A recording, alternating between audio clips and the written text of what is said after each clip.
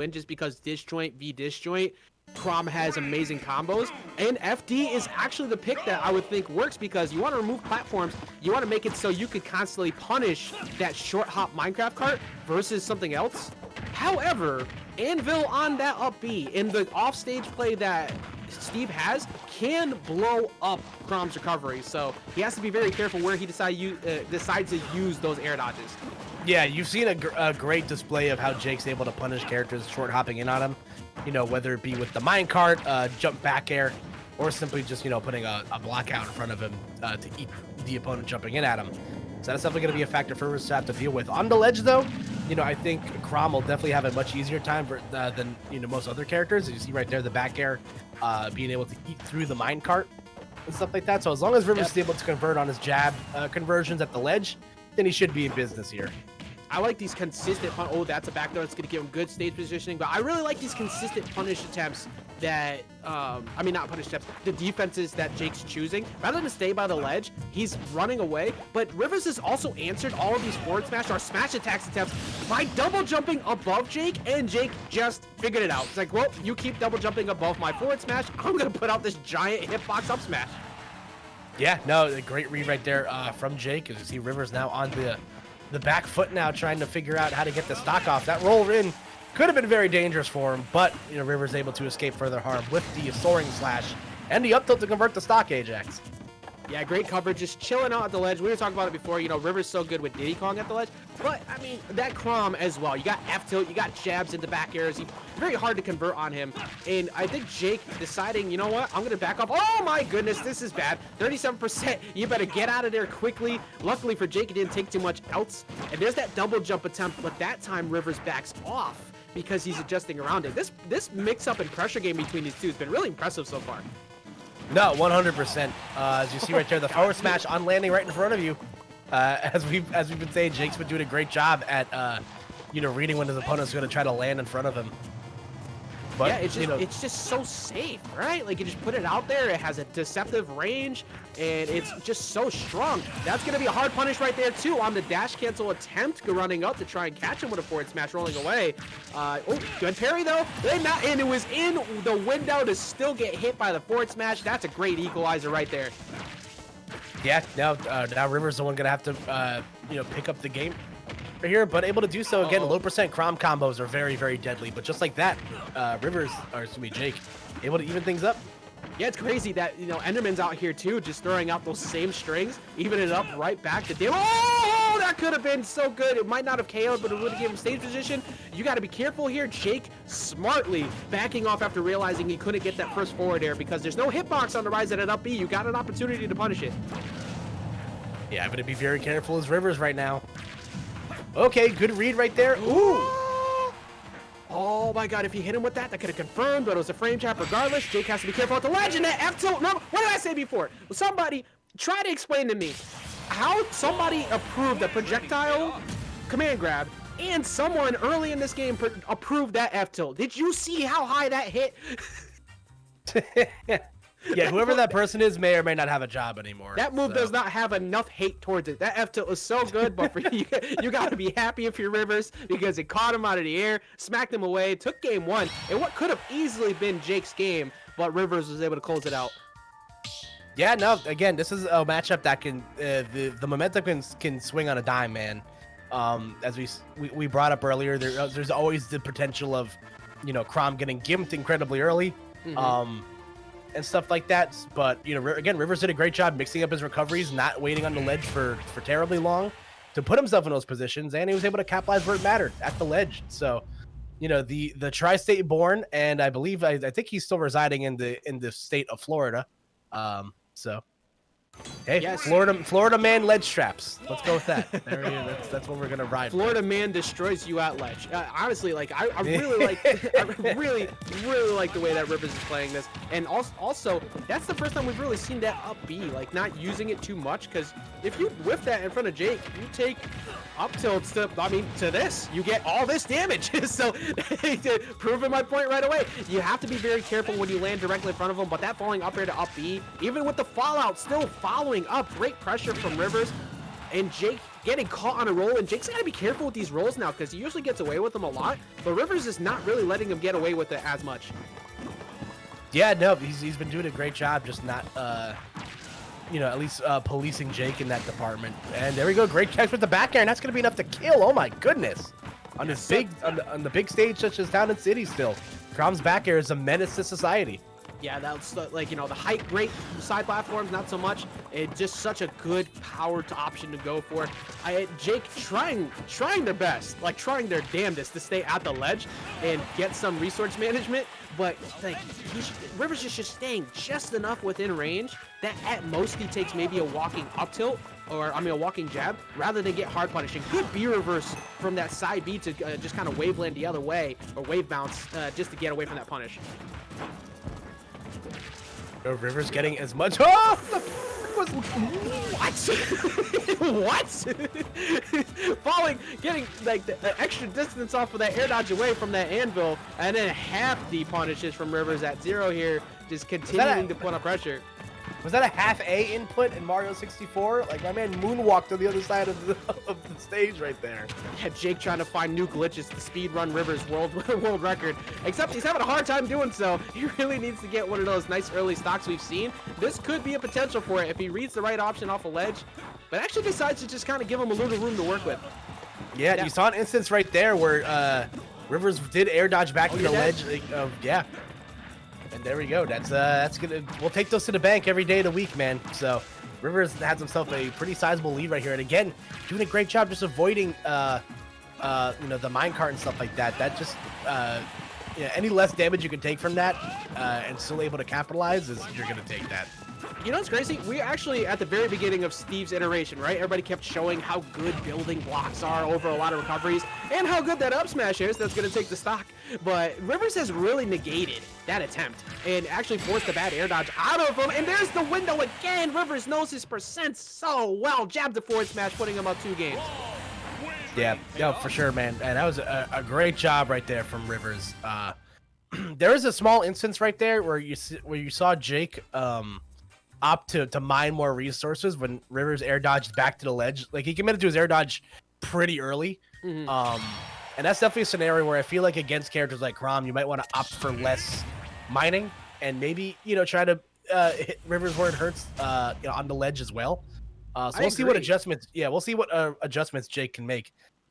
Yeah, I agree heavily behind that too, because something that we haven't seen too much throughout these first 2 games is use of anvil on that recovery. Like, yeah, you can get hit by that up B, but you can kind of preemptively call when an air dodge might happen by dropping an anvil at a high enough window that you can hold DI in towards the stage and not get killed.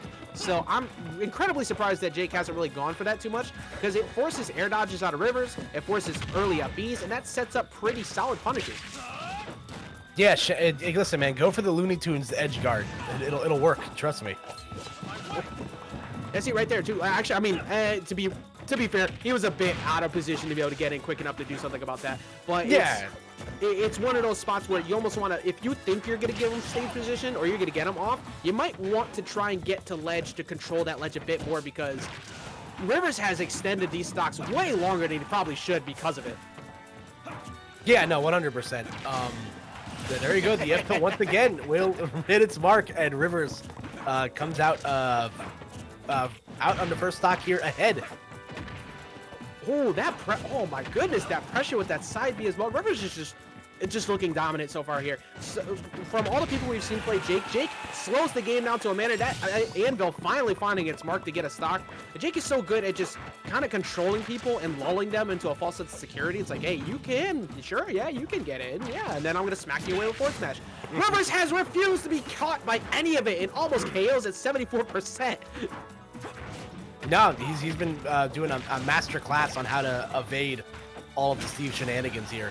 Great read on that air dodge back into the ground. You see him opt for to read the high recovery, but Jake just swiftly goes back to the ledge, and Rivers again has not given up this advantage state. Yeah, and I think this matchup really has played into it. Just shows in the game book. On paper, we're worried about what Chrom might be in this matchup, but considering how ledge traps can work, how strong this guy is at challenging you, he's making this matchup look very much winning for Chrom over Steve, and I am very thoroughly impressed by it. Nice high recovery there to get away from it. Jake needs to find an opportunity to get a punish, but still, see, how many times has those forward matches worked against Rivers compared to everybody else? Yeah, 100%, man. That's a huge factor here. Ooh, nice evasion off the ledge right there. The dash back and forth makes up just to run back, run forward. Everybody does it, but occasionally he's got to throw it out.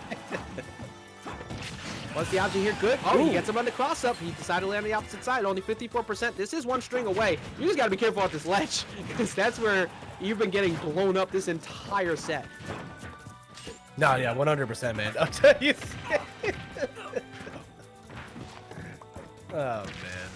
James makes me laugh, man. Yeah, Rivers feeling good. Rivers just throwing it out there. Gonna get punished with a throw. Looking for the jump. Yeah, doesn't get it, but he still gets the follow-up afterwards.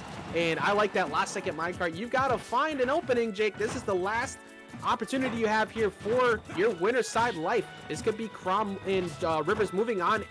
I mean, you have that. You have that right there. It's so strong. 80% uncharged at 104 after the hit. And we're going to game number 4. Yeah, no, excellent stuff right there from from Jake. To that F smash we'd been alluding to the entirety of the set so far. Ajax finally coming through to get that stock, and we will be seeing a 4th game here out of Jake.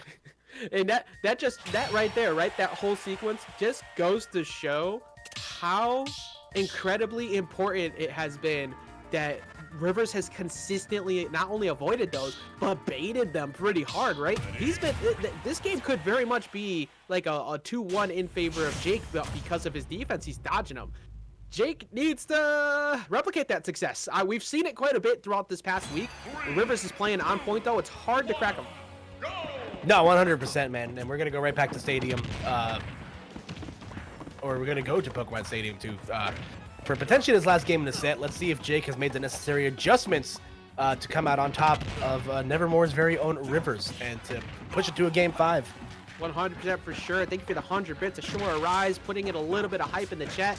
AOS got a little bit of excitement towards Jake, trying to make sure that they get the W. And that forward smash, even without the best resources, still gives you such good stage positioning. And there it is again. Rivers was in a position where you could definitely put out an anvil on the air dodge because it recovered high. Outside of Rivers trying to challenge it with an up B, that's a pretty solid punish opportunity, and Jake still has not tried to go for an attempt on it. Yeah, wacky little exchange right there in the ledge as both players get hit with the DBZ knockback. You see Rivers, trying to read a jump out of the corner right there. The back air will connect, and that'll kill off the top of all places. Wow. Yeah, it's great such stuff a strong move. It just is so deceptively powerful. There's the up there follow-ups, 42%, looking for another follow-up on the platform, but Rivers getting out of there. I like some of these changes that Jake seems to be making. He's playing very similar to the way he switched up to lane wing. He's like, all right, I'm going to play on anticipation now. I'm going to let you swing first. I'm going to react, and I'm going to punish you until I get caught at the ledge. That's the first trump attempt we've seen, and that back air is going to close it. Yeah, no, great use of the ledge trump back air. That's something that I've in a lot of sets that I've seen Rivers play, he tends to save that trump card for like later in the set. He doesn't always show his cards initially. Exactly. And that was a great hold on that. So definitely another factor that Jake has to pay attention to. Yeah, and with your history behind, watching so much Rivers, what else do you think he's hiding? Like now in game 4, he's caught. I mean, he got caught right there for that forward smash. 14% only taken so far. Jake looking pretty good here. What do you think when Rivers gets behind like this, whenever Rivers gets in a situation like this, what is the type of thing you're going to see out of him that if he gets the chance to play in the first place? Yeah, right. He's definitely, been playing on all guns a-blazing for sure. And wow, he heard you, Ajax. Not even just that, too. That was incredibly well placed because he put himself in a position where the down smash forced Rivers to have to recover low. He was forced to have to air dodge down or do something that forced him into a low spot. And then that that recovery, there is no hitbox on the top portion of that up B. It's not the same as Ike's where he throws the sword up. You can hit that. That downer is going to destroy it. So that was a really, really good setup by by Jake just now. In the spirit of living on. Yeah, no, for sure. That great stuff there from Jake. And like we said, man, we are in a game 5 situation, so we will see who will come out on top here. Again, Jake's made the great necessary adjustments in order to in order to put himself in position for this. So we'll see what adjustments Rivers makes on the back end and stuff like that. That's the first instance of his recovery being punished in that way. We're gonna go to FD for the final game of winners finals. What do we think of the stage pick? I feel really good for I couldn't remember his name for a second. I feel really good for Rivers here at FD. This is where he got the first W in game 1. There's no platforms in the way. He's able to pressure him, and he could go for those double jump mix-ups on top of Jake the way that he was before. Now Jake doesn't also have those platforms where he was tech chasing him quite a bit. So he's got to be careful here. He has to play more reserved, a bit more campy, a bit more back. That way he can wait for Rivers to swing first and punish it. But something that happened before, those rolls kept getting hit. If Rivers does not readjust and punish those rolls, he's going to lose. Yeah, no, 100%. And there we go. The minecart once again, coming into effect there. The forward smash landing. We haven't been seeing much of it, Ajax, but now it's starting to come back into effect here. So excellent stuff right there from Jake. Yeah, you can only confuse a player who's very good for so long. Now, the amount of times that Jake was not hitting those forward smashes, and now he understands, I am going to go for risk management. And this is big damage right here. You get the follow-ups, you get the air dodge read, but you don't get anything past that. But just that opening, that knockdown with that forward air. And there's another trump from Rivers. He's going to condition him into a buffered roll throughout this game, and he's going to punish it if Jake isn't ready. Yeah, no, excellent stuff right there from Rivers. Still down a pretty sizable amount in the second stock here, but wow, that's just man, and now it's even worse. that move has such deceptive range. You try to run away from it, you think you're good, and then he just gets to walk up on you, put all these up tilts, gets the grab, follows you up, looks for the spot dodge, almost destroys the shield. Now Rivers has to go in, and that's a good follow-up. Looks for an option, but the get-up attack to get away from it. Good job from Jake. Yeah, no, excellent stuff there from Jake. And now Rivers is on the raw end of things right here, really hurting. This pick of FD has not worked out for him so well. And that's going to be all she wrote, heavily committing to that forward smash. Jake countering with a forward smash of his own. That is going to be a reverse 3-0 at the hand of Jake, moving on to the winners finals. Yeah, incredible adjustments from Jake. A lot of the things that Jake was getting hit by a lot throughout that set, started to realize where they were happening, where the trades were not in his favor. And I like where the positions where the F smashes were. They were close to center stage. So if you do so happen to trade with the Chrom, if it's a jab, F tilt, forward smash, whatever, you're probably going to live. So that was really, really well played by Jake on those adjustments, getting that reverse 3-0 on the caliber of someone like Rivers, who's going to be forced into losers to have to wait for the winner of our next match, Ling Ling versus AOS. Yeah, no, we are going